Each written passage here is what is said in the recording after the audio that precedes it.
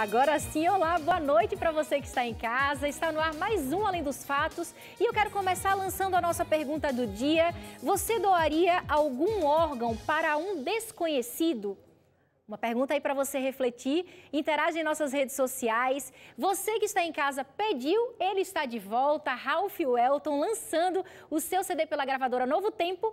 E claro, nosso querido pastor Gilson já está aqui também, preparado para a mensagem da noite. Está no ar o nosso programa Além dos Fatos.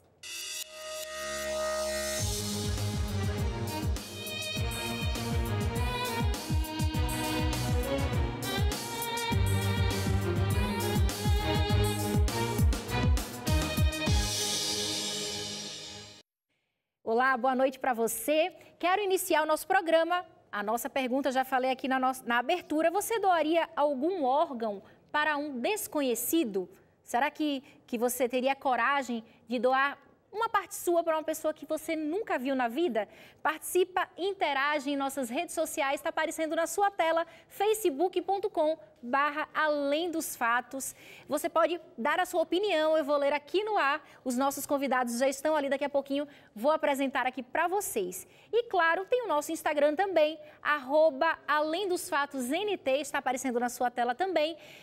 Faz uma selfie aí na sua TV ou no seu computador, se você estiver nos acompanhando pela internet também.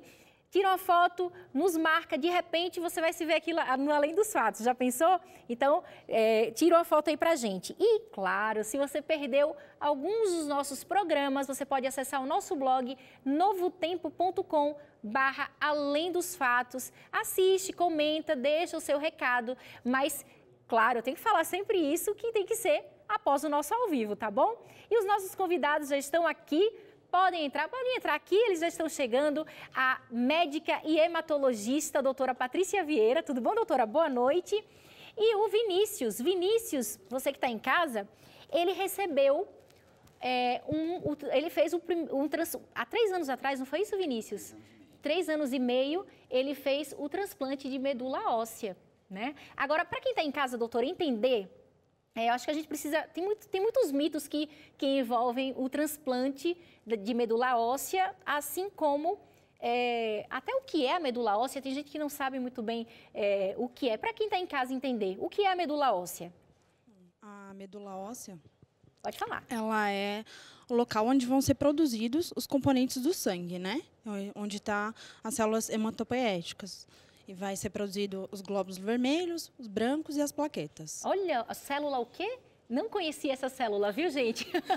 Repete para quem está em casa. Células hematopoéticas. Certo. Né? As células tronco, que a gente fala. A célula tronco eu acho que é mais popularmente conhecida, né? Agora, a nossa pergunta do dia é o seguinte: você doaria algum órgão para um desconhecido? Acesse o nosso Facebook, está aparecendo na sua tela, facebook.com/Além dos Fatos, e eu quero ler a sua opinião aqui em nosso ao vivo, mas já tenho algumas respostas aqui, doutora e Vinícius. Vamos ver na tela a primeira resposta aqui, ó, do Bernardo Figueiredo, de São Caetano, São Paulo. Será que ele doaria algum órgão para um desconhecido? É evidente que eu doaria, e com muito amor no coração. Trata-se de salvar uma vida. Devemos sempre pensar no bem-estar do próximo. Olha só, o Bernardo, de São Caetano, São Paulo. A próxima interação foi de quem? Vem de onde? Será que é da sua cidade? Será que é a sua resposta? Marilza Gomes, Nova Iguaçu, Rio de Janeiro. Eu adoraria doar um órgão mesmo sem conhecer, pois devemos amar o nosso próximo. Se fosse um parente meu que estivesse precisando, gostaria de ter esta ajuda. Amo assistir vocês. Abraços, Lura e Pastor Gilson. O Pastor Gilson já está aqui nos bastidores do nosso programa. Daqui a pouquinho ele vai mandar abraço para você também. E vem com a mensagem especial da noite. A Milza Souza, de Salvador, Bahia. Um beijo, um abraço para o pessoal de Salvador, terra boa. Com certeza que doaria, pois é uma das formas de poder amenizar o sofrimento de uma pessoa, mesmo que não a conheça. Milza, um abraço para você de Salvador. Agora, temos aqui a testemunha viva, não é isso, Vinícius? Conta pra gente em que momento da sua vida você precisou desse transplante. Qual era a situação de saúde que você estava vivendo, Vinícius? Bom, em começo do ano de 2012, no final de fevereiro, eu vinha, né, sentindo assim, quadros diferentes, cansaço, que conjugado muitas vezes com estresse, com uma palidez relacionada a uma anemia. Minha esposa é médica, então ela já me achava um pouco estranho e falou: olha, vamos fazer um check-up. Nesse momento, né, pediu alguns exames para mim e eu passei no laboratório para fazer os exames. Nesse momento, a gente ela teve a notícia, né, assim, até de forma estranha, onde o laboratório tratou ela como a médica do Vinícius e não como esposa do Vinícius. Então foi um susto muito grande. Dali a gente começou corre-corre, entender, né? A esposa foi estudar também, porque não era a área dela. Então, naquele momento, eu fiquei sabendo que eu estava com uma leucemia mieloide aguda, onde eu ia ter que passar, né, assim, passar por momentos difíceis que a gente precisaria aprender com esses momentos. Então, nesse momento, começou a minha, assim, ainda não sabia de todos os relatos naquele momento, mas começou a saber que caminharia para químio, né, vários ciclos, e caminharia para um transplante. Agora, existem muitas pessoas dispostas, né? Nós vimos aqui na nossa interação, no Facebook, eu li só apenas 3 respostas, mas é unanimidade. Todas as pessoas têm o desejo de ajudar e de doar um órgão ou a medula óssea, mas às vezes falta informação e daqui a pouquinho a doutora vai esclarecer algumas coisas. Mas antes, doutora, apenas um paciente diagnosticado com leucemia que necessita de um transplante de medula óssea ou existem outras doenças que também precisam desse processo? Não, desse procedimento, né? Algumas outras doenças, não só as hematológicas, as oncohematológicas, nas hematológicas tem as malignas, que são as leucemias, linfomas, e tem também nas benignas também, né, numa anemia falciforme, pode fazer também o transplante. E tem outras doenças também que pode-se fazer transplante. Algumas doenças como a esclerose múltipla, você pode fazer o transplante. Também. Certo. Agora, qual é o perfil de um doador de medula óssea assim, ideal? Né? Tem uma idade específica? A partir de que idade? Tem uma determinada idade que é melhor? Qual que é o perfil de um doador de medula óssea? A faixa etária é dos 18 aos 55 anos. E quando você vira se cadastra e vira um possível doador, você pode ser chamado até os 60 anos. Antes dos 18 e após os 60, não. Não tem como, né? Agora, vamos ver o que a mídia, o que a internet está falando sobre a doação de sangue, o que é que os nossos sites de notícia estão falando sobre doação de órgãos. Olha só, o Brasil tem queda no número de transplantes de doação de órgãos em 2015. Tem também transplante de medula óssea, cresce o número de transplante de medula óssea no Brasil. Então, nós vimos que em 2015 teve uma redução de doação de órgãos, mas teve um acréscimo na doação de medula óssea. Isso se dá pelas publicidades de incentivo do governo? Por que esse crescimento, doutora?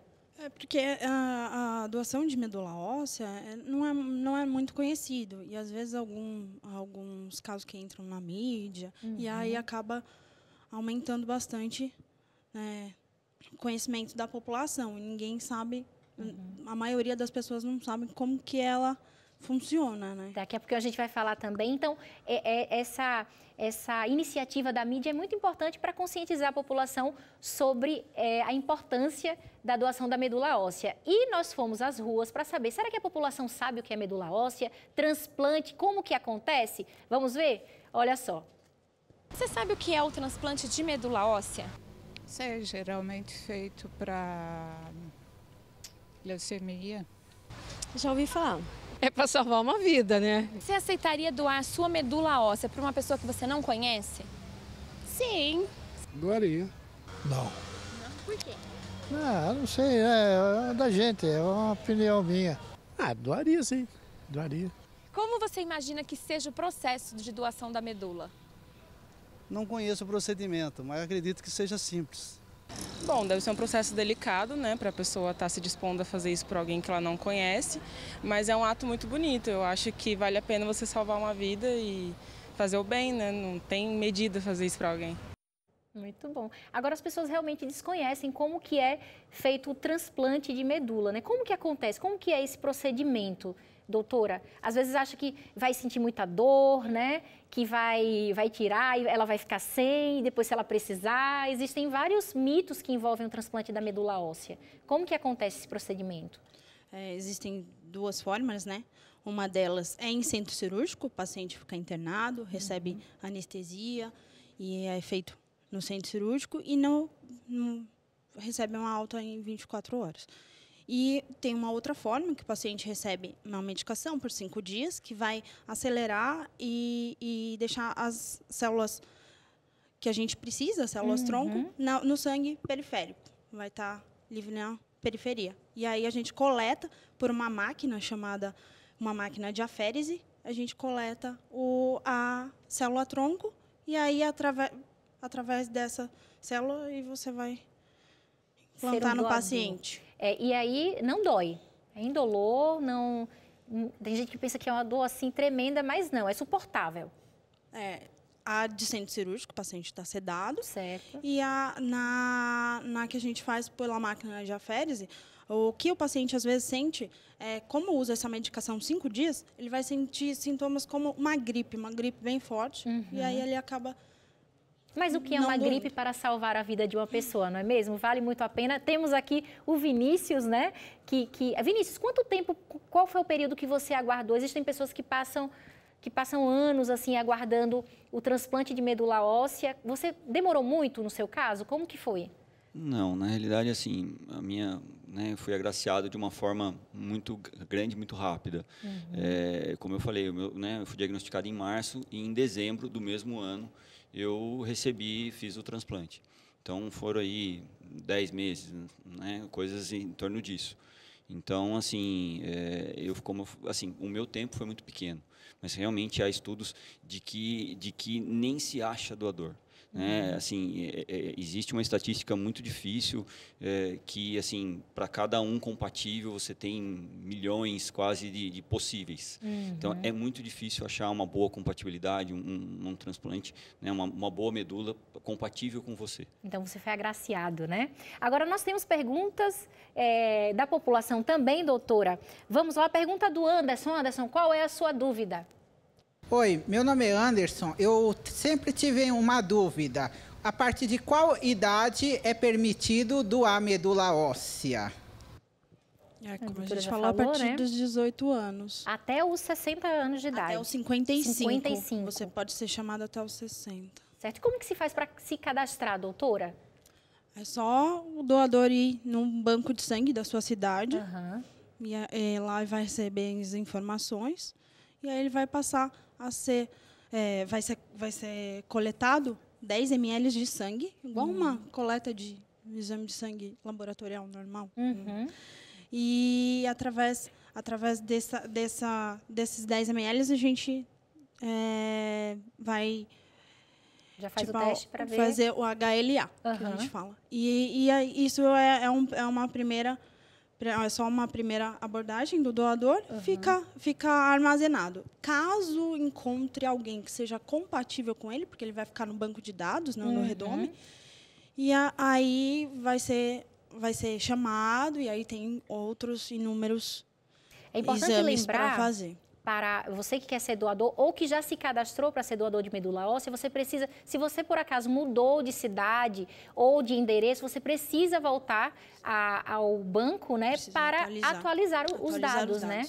Porque assim que eles tiverem necessidade, eles vão te procurar. Então, vai lá e faz essa alteração. Temos mais uma pergunta de quem é? A pergunta do Vinícius, seu xará, Vinícius. Qual é a sua dúvida, Vinícius? Oi, Luciana, meu nome é Vinícius. Eu queria saber por que no Brasil existem mais campanhas de doação de sangue do que medula óssea.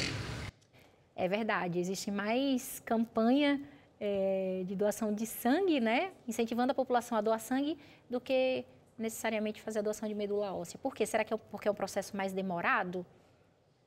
Por que isso acontece? Ou é uma campanha que é de determinação do Estado mesmo? Em relação a isso, assim, tem também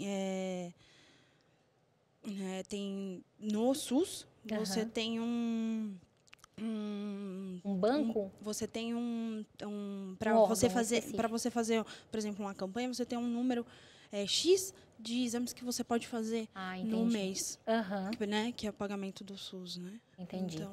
Temos mais uma pergunta também, doutora, da Nayara. Nayara, qual é a sua dúvida? Oi, Luciana. Quanto dura a internação de um doador de medula óssea? Essa é uma dúvida recorrente também, né? Por volta de 24 horas. Então é um procedimento rápido. Se for fazer o procedimento cirúrgico. Se for fazer pela coleta pela féres, ele vai receber ele vai no hospital, recebe a medicação, aí vai durante 5 dias e depois faz a coleta e não fica internado, né? Certo. Agora, para acontecer o transplante, o doador precisa ser compatível, né? Você estava me falando que a sua esposa, se não me engano, pessoas da sua família tentaram fazer a doação, mas elas não foi compatível, né? Não, na realidade, assim, todos os parentes e amigos se cadastraram, né, vendo a situação, né, minha. Então, o que aconteceu? Assim, a chance é maior de encontrar um compatível entre os irmãos. Assim, os pais saem um pouquinho, entre os irmãos a chance é maior. No caso, minhas irmãs, tenho 2 irmãs, uma delas tinha por volta de 10 a 20% compatível e a outra por volta de 50%. E, assim, no caso de não encontrar um doador e no quadro clínico da minha doença, eu não encontrando um melhor compatível, seria usado da minha irmã. Tá? Mas, assim, então, assim, existem graus, a cada leucemia existem graus de compatibilidade de como ela evolui, né? Então, assim, de acordo com a evolução, de acordo com o grau, se dosa que tipo de doador você pode ou não esperar. E no caso, né, eu já tinha um certo número de tratamento, então assim, né, no momento eu já não tinha mais doença dentro da medula, mas ainda se caracterizava necessário o transplante. Então ficou no banco no caso meu por 2 meses na descoberta de que minhas irmãs não eram compatíveis e achar um mais compatível. Então, no caso, a doadora assim, de 80% a 100% compatível comigo. Então, mais uma vez, muito agraciado com uma compatibilidade desse jeito. E o grau de compatibilidade também está diretamente ligado com os efeitos durante e pós transplante. Então, assim, os efeitos colaterais de uma não tão compatível são bem mais difíceis, dificulta-se muito o sucesso no final. Agora, doutora, qual é a realidade do Brasil hoje em relação à doação de medula óssea? Nós temos uma necessidade, os bancos estão precisando de pessoas que se cadastrem. Como que é a nossa realidade hoje? Sim, precisa de doador de medula, porque, assim, numa família, a doação... desculpa. Em cada 100 mil vão ser compatíveis num banco, né? Então, e na família, assim, você tem 25% dos pacientes têm compatibilidade dentro da família e 75% vão recorrer ao banco. Então, 75% precisam de um banco, de um doador do banco. Então, a doação precisa ser mais publicada e mais incentivada. Certo. Agora, Vinícius, qual é a importância das pessoas fazerem essa doação? O que mudou na sua vida quando você encontrou um doador que a medula era compatível? Na realidade, assim, eu diria assim, eu estou vivo por causa dela, né? Assim, eu acho que não seria nada assim demais em falar isso. A minha doença, ela levou um tempo maior para zerar, né, para não ter doença, porém a chance de insucesso no meu caso era muito grande se não fosse por um transplante. Então eu diria assim, estou aqui, né, sou um caso de estar vivo, bem, com vida plenamente normal, sadia, gosto de todas as possibilidades, tudo que eu curto, tudo que eu gosto de fazer. por causa desse transplante, por causa desse doador, no meu caso foi uma moça por volta dos 28 anos. Você sabe? Não sei, não pode identificar o difícil, doador, né? assim, existem graus de dificuldade, mas acredita-se, ela é da região do Paraná, foi coletada em Curitiba, a minha medula foi coletada por centro cirúrgico e de uma moça por volta dos 28 anos. A pessoa tem conhecimento de que a medula dela foi compatível quando se é doador? Eu acredito que sim, porque vão atrás dela, né? Imagina só você ter essa informação de que você foi capaz de salvar a vida de alguém ao é muito prazeroso, doar. né? Eu agradeço muito. E assim, vejo hoje, né, algumas pessoas alguns conhecidos que passam, e assim, é realmente muito gratificante, e assim, eu quero, né, pedir mesmo que o pessoal olhe com outros olhos, que estude essa questão, que vá para a mídia um pouco mais. Tem grandes artistas que tiveram, né, pouco antes de mim, o Giannichini, serviu de inspiração também. Então, assim, é muito importante que se popularize essa informação, que se invistam no cadastro, invista-se na agilidade dentro do cadastro. O Banco Brasileiro conversa-se com o Banco Internacional, então precisa, na minha opinião, melhorar um pouco mais essa comunicação, porque, assim, como eu falou, é 10 ml. Se popularizar isso, qualquer doador de sangue que passe por lá, ele pode se tornar, desde que a pessoa instruída do centro fale, olha, você não quer se tornar um doador? Olha, toma esse cartaz, né, toma esse panfleto. Isso seria muito interessante. Para quê? Para que a pessoa que doe sangue também ela é potencialmente uma doadora de medula. Doador de medula óssea, né? Então, assim, é tão simples, assim, vale salientar que a medula, ela em momento algum, ela lesa, em momento algum, a pessoa que doou deixa de ter uma condição. Não, a medula ela se regenera, ela se constrói de novo. Então, o que foi tirado dela, em 2, 3 dias, está normalzinho, como se nada tivesse acontecido. Eu quero agradecer aqui a participação da doutora Patrícia, que ela, inclusive, trabalha no Hospital Adventista também. Eu quero agradecer ao Hospital Adventista nas pessoas do doutor Humberto, doutor Douglas e o doutor Dorival também. Muito obrigada, doutora Patrícia, pela participação aqui no nosso programa. Quero agradecer também ao Vinícius, que prontamente atendeu ao nosso convite. Que Deus abençoe sua vida também, viu, doutora? E agora chegou o momento, você que está em casa, que participou, interagiu em nossas redes sociais, ele já está aqui, pastor, desde cedo, estou conectada no nosso Facebook. O pessoal fica na expectativa, dia de terça-feira e quinta-feira, o pessoal fica só na expectativa de ouvir o pastor Gilson, saber qual é a nossa pergunta do dia. Tudo bem com o senhor? Tudo ótimo, graças a Deus. Já teve a oportunidade... Bom estar contigo e com você também. Já teve a oportunidade alguma vez, pastor, de doar sangue? Sangue já. Então é o doador, certo. Preciso doar mais, só doei uma vez, confesso. Eu não tive a oportunidade ainda. Quando eu tomei a iniciativa de doar, eu tinha ido recentemente ao norte do país e um dos pré-requisitos é que você tenha um período aí de 1 ano para ser doador, depois de ter ido ao norte, né? Agora, vamos mandar os nossos abraços? Vamos lá. Eles estão na expectativa, vamos lá? Então, vou começar aqui. Para Alessandra Ponsoni, acho que é assim que se diz, se não, perdoe, Alessandra, de São Paulo, capital. Sérgio Antônio Martins, de Sorocaba, São Paulo. Roberto Carlos Vicente, de Curitiba, Paraná. E Raildo Oliveira, de Fortaleza, Ceará. Pastor, vai mandando mais aí que eu estou abrindo aqui. Tem mais. No último programa, eu fiz referência a pessoas queridas de várias denominações religiosas e eu vi que numa das redes sociais alguém colocou assim, pastor, eu sou espírita e o senhor não falou dos espíritas, então eu quero mandar um abraço agora para você que é espírita. E aproveito e mando também para as Testemunhas de Jeová, para os Mormons, Internacional da Graça, Mundial, Maranata, Renascer e todas as outras denominações religiosas e mesmo, é claro, você que não frequenta nenhuma igreja, mas é telespectador da Novo Tempo. Outro dia, Lu, eu vi numa das redes sociais, alguém colocou assim, eu não frequento igreja nenhuma, mas você já é o meu pastor, se referindo a mim. Confesso que eu fiquei até emocionado quando li, não é? Eu agradeço a você de coração. Pela graça do Senhor, nós somos todos irmãos. Amém. E eu quero mandar um abraço também para a Franciele Blanco, do Rio Grande do Sul, e para a Sara Ramos. Pastor, ele está lançando aqui durante toda essa semana o seu primeiro CD pela gravadora Novo Tempo. Ralph Welton, o pessoal pediu, você teve que voltar mais uma vez aqui no Além dos Fatos. Seja bem-vindo. Vamos de música?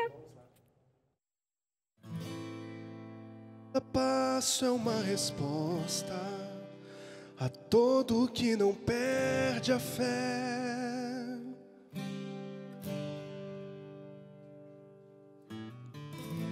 Há tanto mar para dar as costas, e nada é o que me resta ter.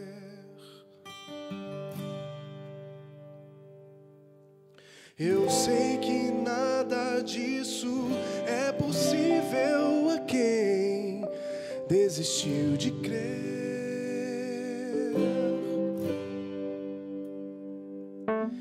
Além do que eu enxergo, há um lugar que nem sonhos ousei ver.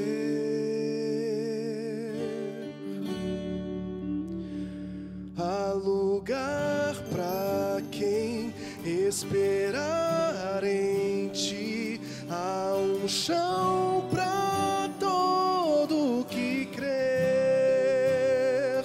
Caminhar é ver o que está por vir, é realizar teu querer.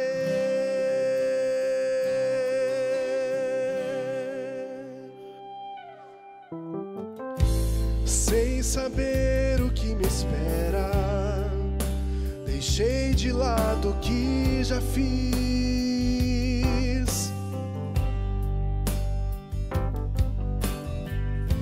e sem pensar no meu cansaço, eu continuo sem dormir.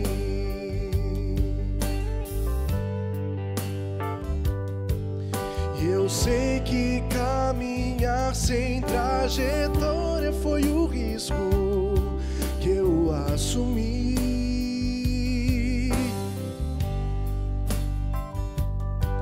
E viver um dia após o outro é tudo que preciso pra te encontrar. Há lugar pra quem esperar em ti, há um chão pra todo que crer. Caminhar é ver o que está por vir, é realizar teu querer.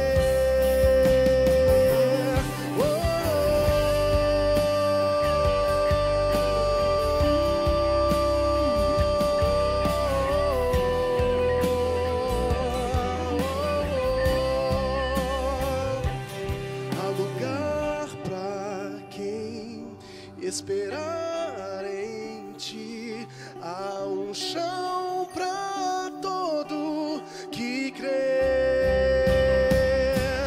Caminhar é ver o que está por vir, é realizar teu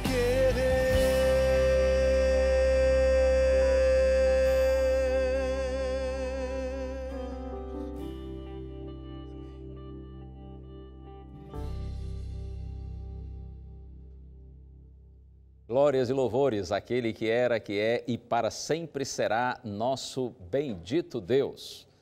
Porque o Senhor é bom e a sua misericórdia dura para sempre. Nós estamos juntos outra vez no seu programa Além dos Fatos.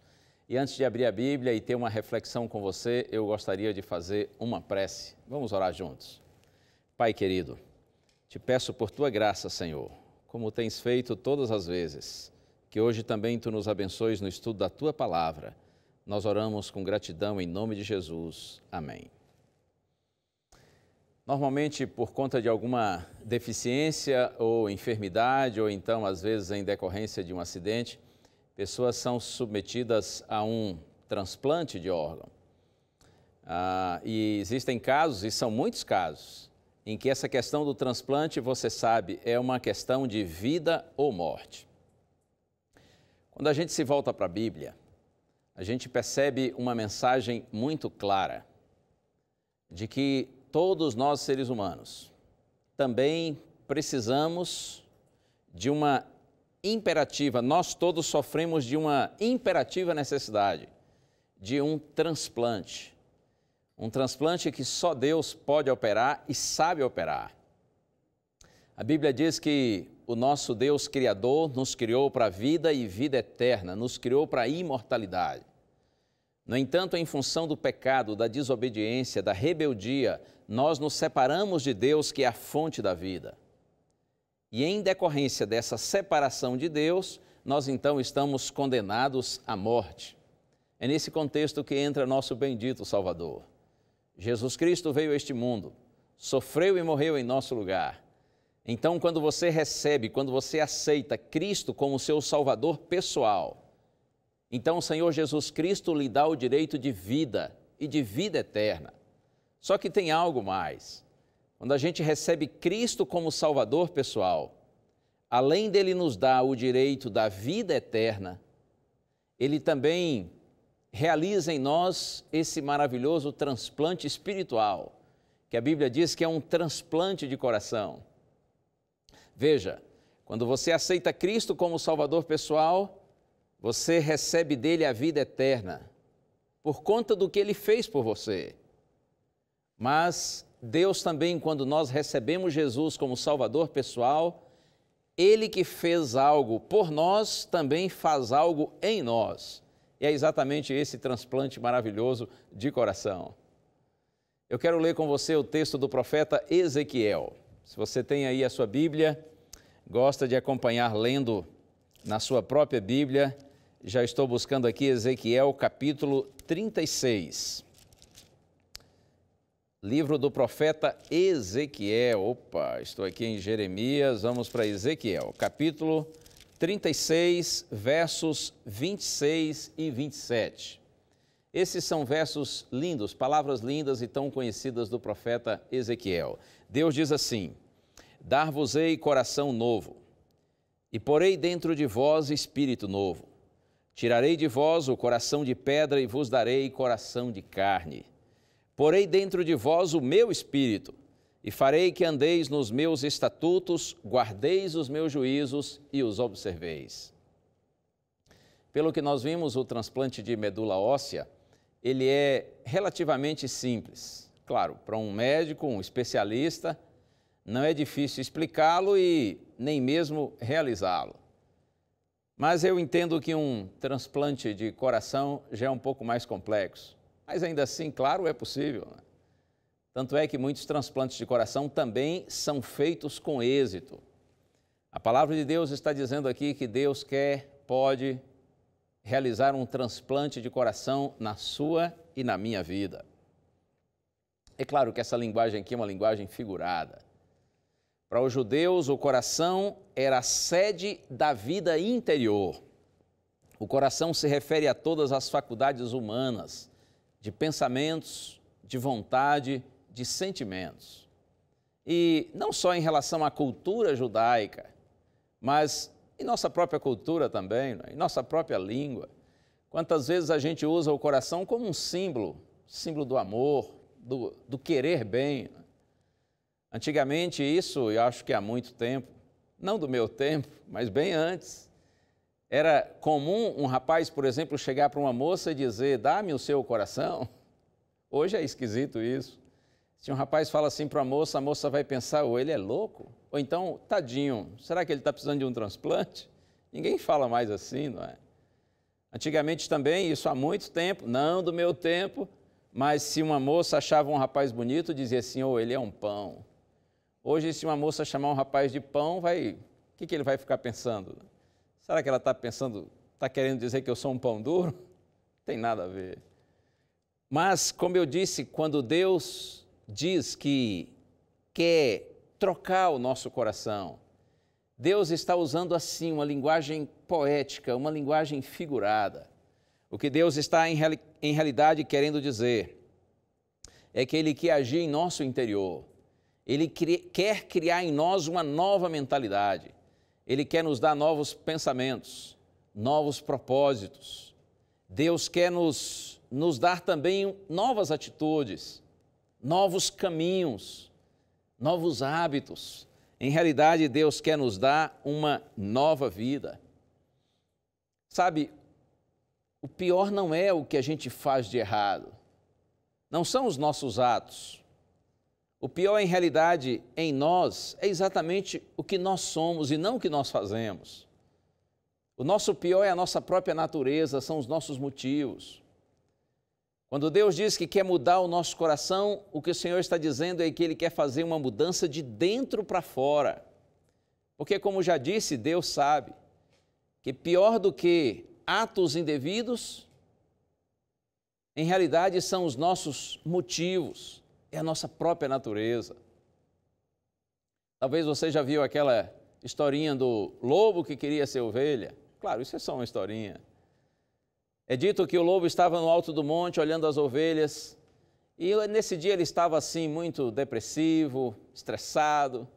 E olhando para as ovelhas ele pensou assim, como elas são tranquilas, que vida boa elas têm, elas são tão calmas.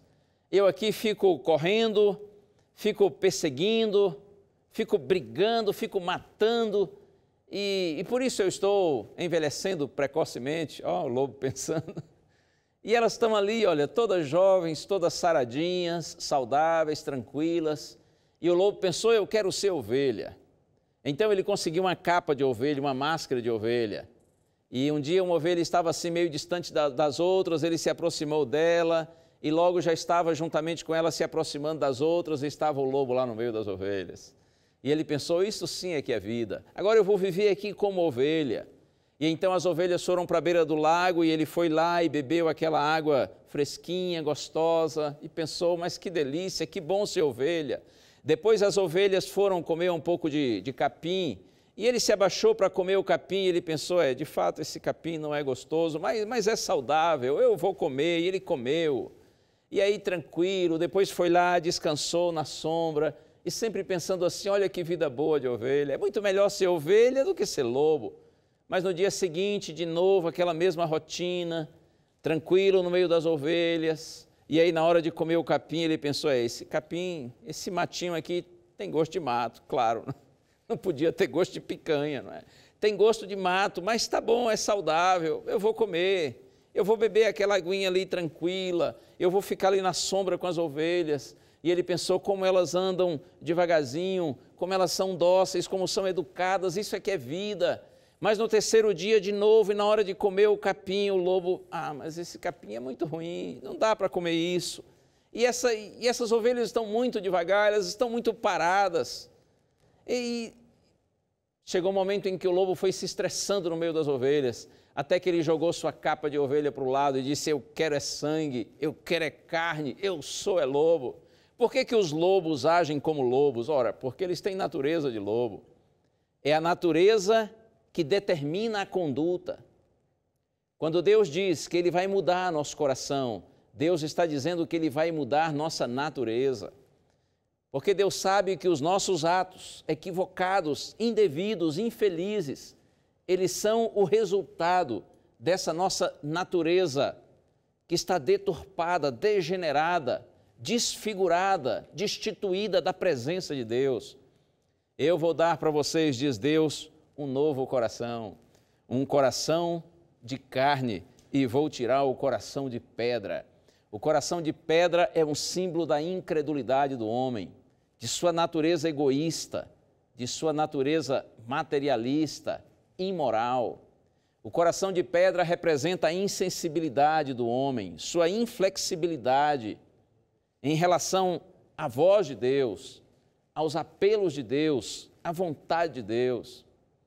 Quando o Senhor diz que nós temos um coração de pedra, Ele está dizendo que nós somos surdos e nulos em relação a ouvir Sua palavra e a entender os Seus caminhos. Mas Deus diz, eu vou tirar esse coração de pedra e eu vou colocar em vocês um coração de carne. O coração de carne é símbolo daquele que crê em Deus. O coração de carne representa um homem, um ser que é sensível, que é flexível, que é acessível à vontade de Deus, à voz de Deus e à palavra de Deus. Oh, que maravilha!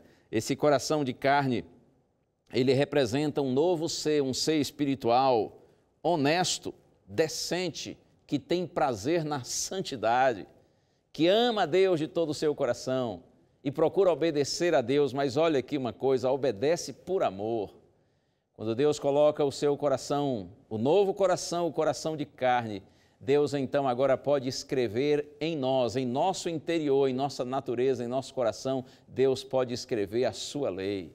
E nós vivemos em harmonia, em obediência à lei de Deus, mas nós fazemos isso por amor a Deus. Louvado seja nosso Senhor por esse maravilhoso milagre que Ele opera, e só Ele opera. E você me dirá assim, pastor, como você pode explicar isso? Essa mudança de vida, quando de repente o homem se encontra com Deus, é impactado pela graça de Deus e a vida muda completamente. Como você pode explicar isso? Eu quero dizer para você que eu não sei explicar. Nenhum de nós pode realizar esse milagre, só Deus. E nós somos tão limitados e finitos que nem sequer explicá-lo nós podemos. Agora sim nós podemos experimentá-lo. E os efeitos, os resultados desse milagre que Deus opera, eles são reais, eles são visíveis, eles são claros. Talvez você conheça o texto, estou me referindo agora a uma conversa de Jesus com um homem chamado Nicodemos, que está lá no Evangelho de João, capítulo 3.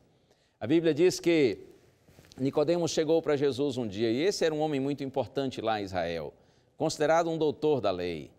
Nicodemos chegou para Jesus e a grande interrogação que estava no coração dele era sobre exatamente esse milagre da regeneração, da conversão. Como acontece isso? E Jesus explicou para Nicodemos. E houve um momento, João capítulo 3, a partir do verso 8, que Jesus disse assim, Nicodemos, o vento sopra onde quer. Nós ouvimos sua voz, seu barulho, mas nós não sabemos de onde ele vem nem para onde vai. E assim é todo aquele, disse Jesus, que é nascido do Espírito. E Nicodemos disse assim, mas Senhor, como pode ser isso? Jesus disse, Nicodemos, você é um mestre em Israel e não sabe essas coisas. Se eu falo de coisas terrenas, muitas vezes vocês não creem. Quanto mais se eu lhes falar das coisas espirituais, das coisas celestiais. Mas Jesus teve compaixão de Nicodemos e deu uma dica para Nicodemos. Jesus mostrou um pouco mais como Deus efetua esse milagre grandioso. E Jesus disse assim para Nicodemos, olha Nicodemos, do mesmo jeito que um dia Moisés levantou a serpente no deserto, importa que o Filho de Deus seja levantado, para que todo aquele que nele crê tenha a vida eterna. Nicodemos certamente conhecia a história que está lá em Números, capítulo 21, quando a Bíblia diz que o povo de Israel, durante o êxodo, a viagem do Egito para a Palestina, o povo murmurou, reclamou de Deus, numa expressão tremenda de ingratidão. E eles disseram, ele nos tirou do Egito para morrermos nesse deserto, onde não há pão, onde não há alimento, não há água. Deus já havia providenciado alimento, mandando alimento do céu. Deus já havia providenciado água, tirando mesmo água da rocha para eles. Mas ainda assim eles murmuraram, eles reclamaram. E a Bíblia diz que Deus mandou várias serpentes, e essas serpentes picaram os mais incrédulos, e o povo começou a morrer. Aí então se desesperaram. Eles correram para Moisés e disseram, Moisés, ora a Deus, diga para o Senhor que nós pecamos, que nós erramos, que nós não devíamos ter reclamado. E Moisés orou ao Senhor, e o Senhor teve compaixão. Então o Senhor disse assim para Moisés, Moisés, prepare agora uma serpente de bronze, coloque numa haste e levante. Toda pessoa que olhar para essa serpente, então será curada. Aqueles que olhavam para a serpente demonstravam confiança na providência de Deus. Então Moisés fez exatamente assim. Ele fez a serpente de bronze e colocou numa haste, e todos que olharam para a serpente foram curados. Jesus disse, olha, assim como Moisés levantou a serpente no deserto, importa que o Filho de Deus seja levantado. Jesus estava se referindo ao momento quando ele seria erguido na cruz. E Jesus diz, todo aquele que crê no Filho de Deus, então terá a vida eterna. O milagre da regeneração do novo nascimento acontece quando o homem crê no Senhor. E como eu disse para você, a gente não sabe explicá-lo, mas nós podemos experimentá-lo. E os efeitos desse milagre, eles são notados, eles são reais, eles são vistos. Oh, louvado seja o Senhor! O apóstolo Paulo diz, e eu agora estou indo aqui na minha Bíblia para a segunda carta de Paulo aos Coríntios, capítulo 5, verso 17.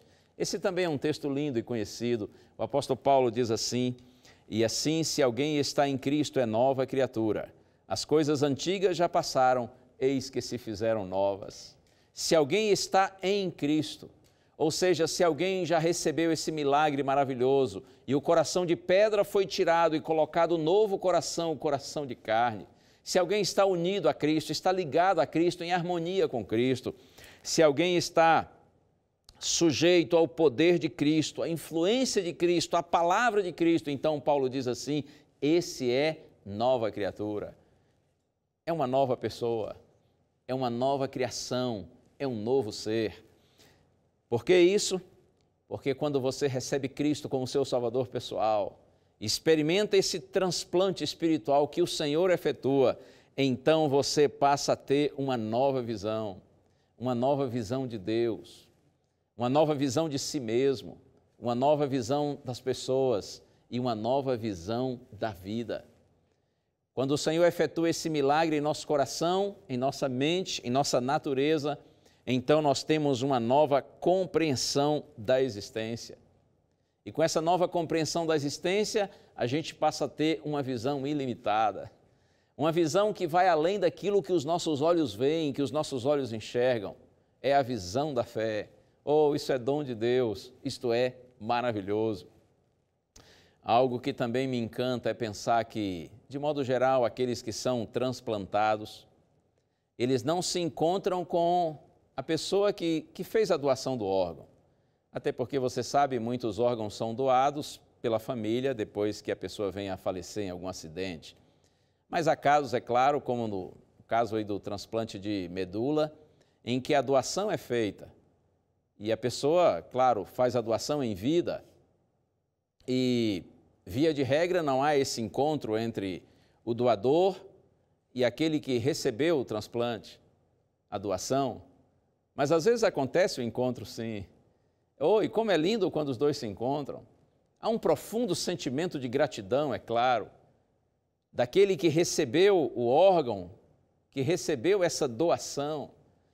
Eu estou pensando agora no sentido espiritual, como vai ser lindo o dia, quando todos os filhos de Deus se encontrarem com o Senhor Jesus Cristo, aquele que nos doou um novo coração. E, aliás, Jesus não apenas fez a doação de um novo coração para você e para mim. O Senhor Jesus Cristo também é o próprio médico, Ele é o próprio cirurgião. E vai chegar o dia quando você e eu, nós todos, nos encontraremos com Ele.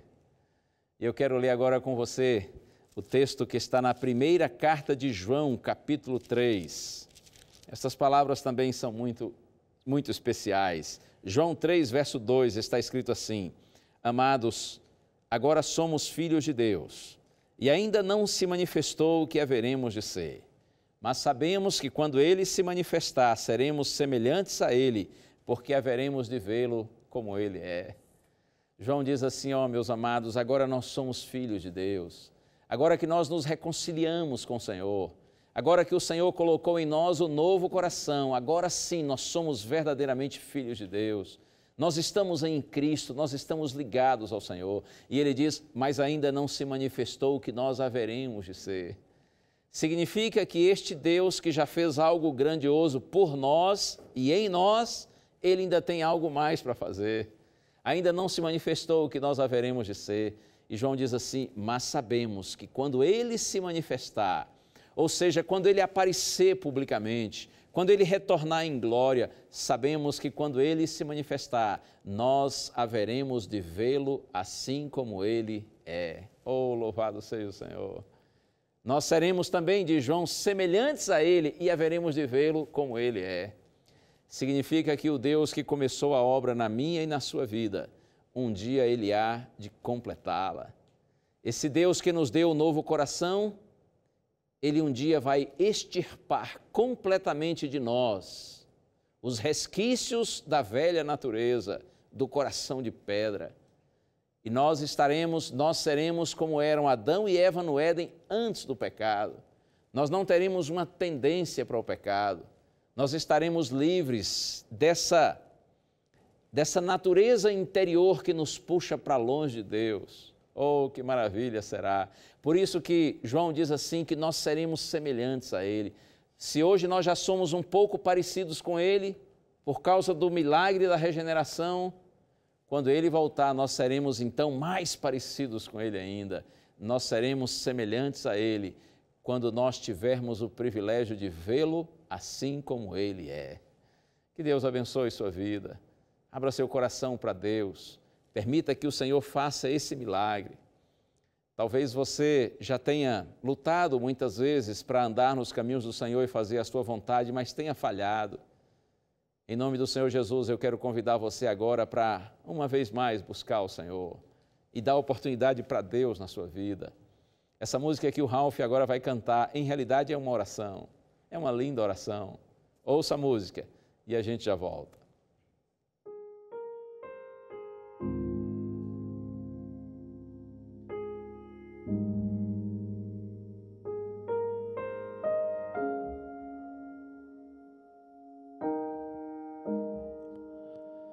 Uma vez mais estou aqui, uma vez mais voltei, Senhor, pra te dizer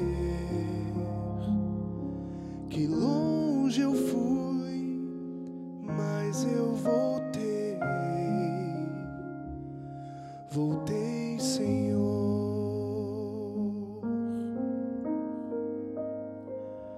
Uma vez mais eu me escondi pra não te ver, tentei fugir e sem perceber me vi tão só, mas eu voltei, voltei, Senhor. Pra você me ver do jeito que em verdade sou, pra me transformar naquilo que sonhaste para mim, renunciar o eu, derramar minha alma sem reservas ou ressalvas, vem renova meu ser, Deus.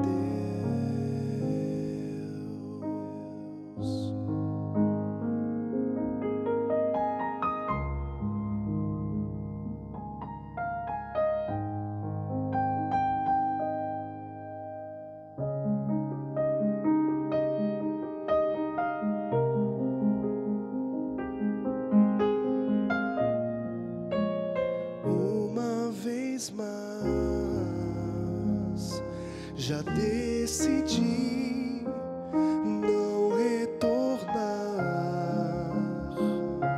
de onde eu vim, deste lugar. Dono de mim faz o Senhor morada aqui. Outra vez mais escuto a voz doce falar, envolve o ser, é o meu Senhor, não desistiu e eu voltei, voltei, Senhor. Pra você me ver do jeito que em verdade sou, pra me transformar naquilo que sonhaste para mim, renunciar o eu, derramar minha alma sem reservas ou ressalvas, vem renova meu ser, Deus.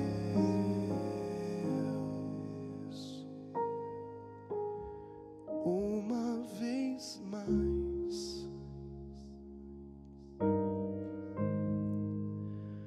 uma vez mais,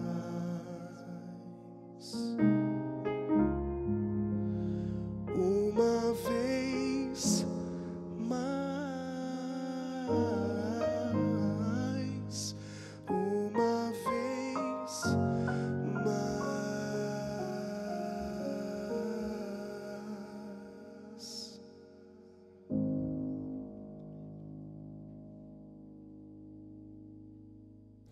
o pai e um filhinho de uns 5 anos mais ou menos, ambos estavam observando algumas telas, alguns quadros numa exposição. E é dito que eles chegaram diante de um quadro onde o pintor havia representado Cristo diante de uma porta. A ideia de que Cristo estava ali diante da porta de uma casa batendo.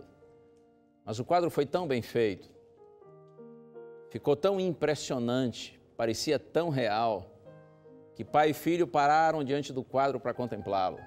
Então o menininho na sua inocência, tão envolvido com aquela bonita ilustração, ele disse assim para o pai: pai, por que eles não abrem a porta para Jesus? O pai ignorou a pergunta do filhinho e disse: eu não sei.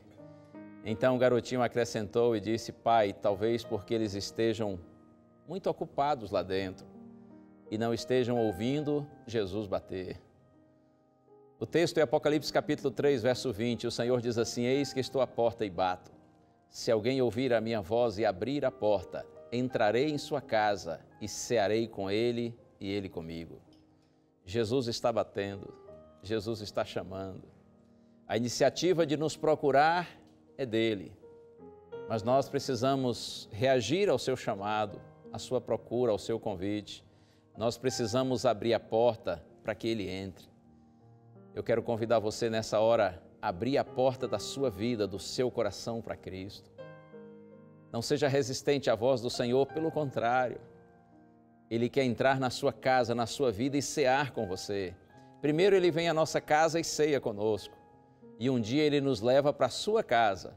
Então nós cearemos com ele. Nós estaremos todos juntos para sempre com o Senhor.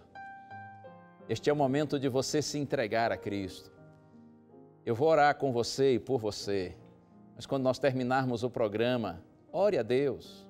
Ore você, fale com Ele e diga: Senhor, eu tenho ouvido o Teu chamado e eu quero me entregar a Ti completamente.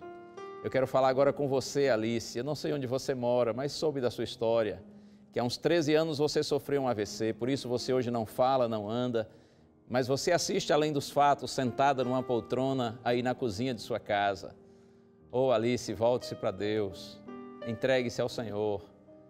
E você, onde quer que você esteja nesse Brasil e neste mundo, ouça agora a voz de Deus lhe chamando. Peça ao Senhor que faça o milagre do novo nascimento, da regeneração na sua vida, e Ele fará. Vamos orar. Pai querido, ó Deus, eu te peço nessa hora, Senhor, por Tua graça, que Tu abraces com Teu abraço carinhoso e sincero todos aqueles que estão orando a Ti com sinceridade, clamando por Tua bênção. Toca-lhes na vida, Senhor, transforma-lhes. Eu te peço, Pai, em nome de Jesus. Amém.